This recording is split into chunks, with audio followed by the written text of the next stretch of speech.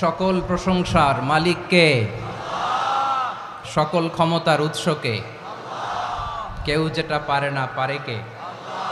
সে আল্লাহর দরবারে আমরা শুকরগুজার হচ্ছি, পড়ে নিচ্ছি কালিমাতু শুকর আলহামদুলিল্লাহ। সবাই গলা খুলে আওয়াজ করে পড়ুন, রব্বানা লাকাল হামদ হামদান কাসীরান তাইয়্যিবান মুবারাকান ফীহি ইয়া রাব্বি লাকাল হামদু কামা ইয়ানবাগি লিজালালি ওয়াজহিকা ওয়া আযীমি সুলতানিকা লাকাল হামদু বিল ঈমান লাকাল হামদু বিল ইসলাম লাকাল হামদু বিল কুরআন।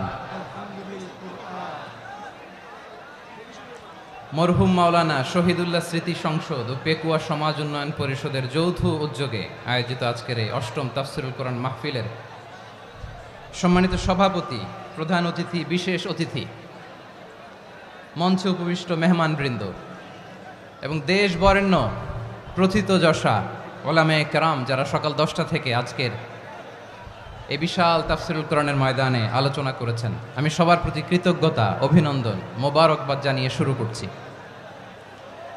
আল্লাহ রাব্বুল ইজ্জত জালালের দরবারে শুকরিয়া জ্ঞাপনের পাশাপাশি আমি আপনাদের শুকরিয়া জানাই যারা কক্সবাজারের বিভিন্ন থানা থেকে, চট্টগ্রামের বিভিন্ন থানা থেকে এবং বাংলাদেশের বিভিন্ন জেলা থেকে আজকের আমাদের এই প্রোগ্রামে প্রায় দীর্ঘ 5 বছর পর যে তাফসিরুল কোরআনের প্রোগ্রাম দিয়ে এবছর আমরা প্রোগ্রাম শুরু করছি, সেই প্রোগ্রামে আপনারা জয়েন করেছেন। আপনাদের সবাইকে অন্তরের অন্তঃস্থল থেকে শুভেচ্ছা জানাই। আমি অন্তরের অন্তঃস্থল থেকে শুভেচ্ছা জানাতে চাই আমার প্রিয় সাংবাদিক বন্ধুদের, electronics media, printing media, YouTuber ভাইদের। আজকে এই প্রোগ্রামের শান্তি শৃঙ্খলা নিরাপত্তার দায়িত্বে নিয়োজিত ছিল পুলিশ বাহিনী, বিডিআর বাহিনী, তারপরে র্যাব, দেশপ্রেমিক সেনাবাহিনী এবং পেকুয়ার ভলান্টিয়ার্স ভাইয়েরা, যারা যেভাবে আজকের প্রোগ্রামকে সার্থক করার জন্য আপনারা শ্রম দিয়েছেন, সময় দিয়েছেন, মেধা দিয়েছেন, উপস্থিত হয়ে প্রোগ্রামকে সার্থক করেছেন, আমি সবাইকে শুভেচ্ছা এবং মোবারকবাদ জানিয়ে শুরু করতে চাই। আজকে যে টপিকটা নিয়ে আমি আপনাদের সামনে কথা বলবো সেটা হচ্ছে আমাদের ধর্মীয় জীবনে, সামাজিক জীবনে, রাষ্ট্রীয় জীবনে ঐক্যবদ্ধ থাকার গুরুত্ব। The importance of unity in our life. আমরা ঐক্যবদ্ধ জীবনযাপন করতে চাই কি চাই না? চাই। ঐক্যের কোনো বিকল্প নাই। গত 50 বছর তো দেখেছি এ ডিসইউনিটি, অনৈক্য, বিভেদ, বিচ্ছিন্নতা আমাদেরকে কোথায় নিয়ে গিয়েছে।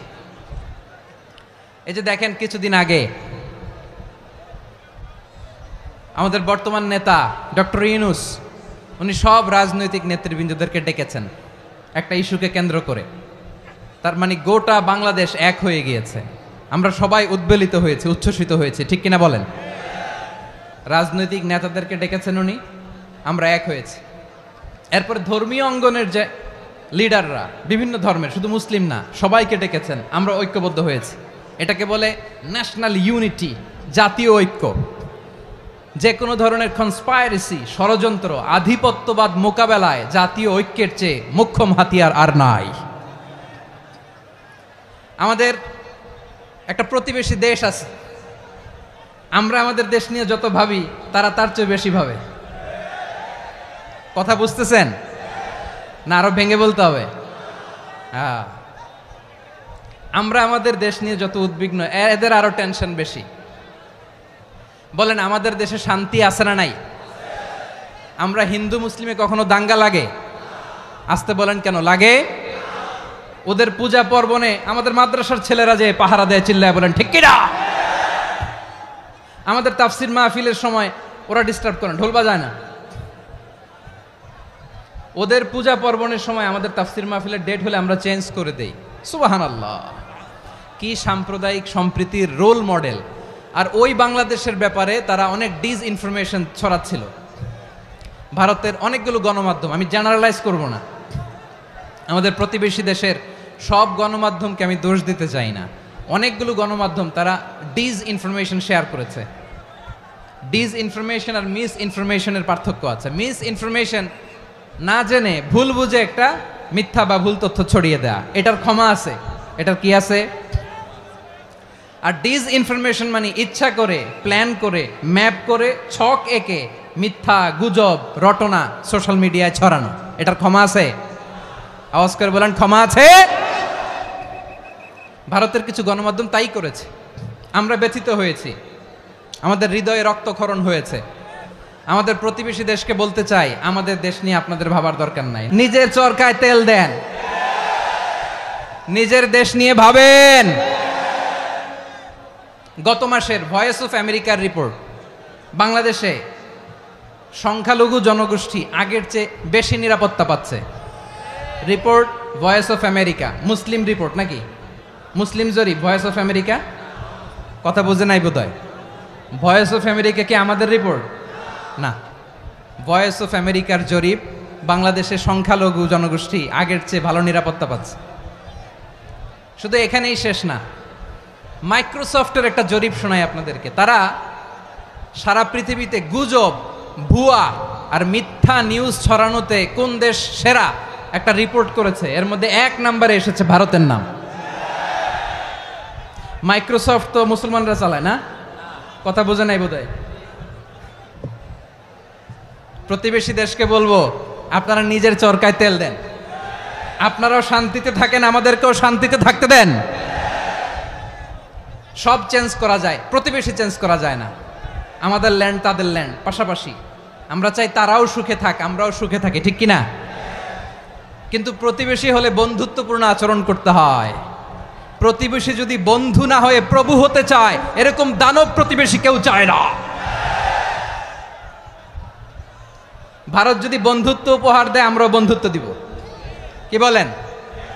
তারা যদি বন্ধু সুলভ আচরণ করে, আমরাও বন্ধুত্ব উপহার দেব। কারণ আমাদের পররাষ্ট্র নীতি হচ্ছে সবার সাথে বন্ধুত্ব, কারো সাথে বৈরিতা নয়। আলহামদুলিল্লাহ বলেন, কত চমৎকার পলিসি আমাদের।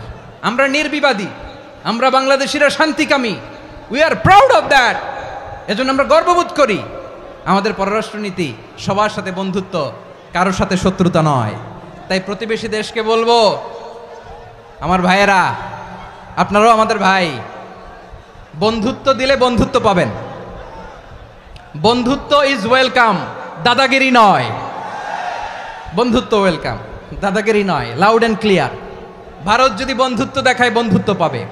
কিন্তু ভারত যদি বাংলাদেশে আধিপত্যবাদ বিস্তার করতে চায়, বাংলাদেশের 18 কোটি জনগণ সেটা রুখে দেবে। ভারত যদি গৌর গোবিন্দের ভূমিকায় নামতে চায়, দেশের 18 কোটি মুসলমান শাহজালালের ভূমিকায় নামবে। প্রিয় ভাইয়েরা, আমরা বন্ধুত্বে বিশ্বাসী, শত্রুতায় নই, ঠিক কিনা বলেন? আল্লাহ আমাদেরকে বোঝার তৌফিক দান করুক।